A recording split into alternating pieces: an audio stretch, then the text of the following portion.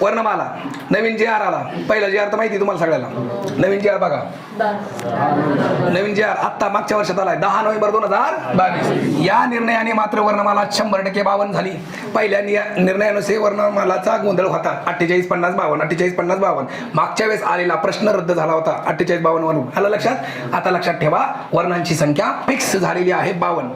एक महान व्यक्ती आहे, मला सगळा प्रश्न केला त्यांनी, सर मला वर्णमाला पूर्ण पाठवा. म्हणलं तू कोर्स घेतला का? तुम्हाला घेतलाय. म्हणलं मग मी जे सांगितलंय ते डोक्यात ठेवणार नाही, पण तरी पण सांगा ना वर्ण किती. म्हणलं कान पडा आणि तू जातो म्हणजे मी व्याकरण तिथं शिकवतो म्हणजे गेला म्हणून शिकवतो का? 52 सांगितलं 52 डोक्यात ठेवा ना. नाही सर पण माझ्या पुस्तकात ते 48च होते.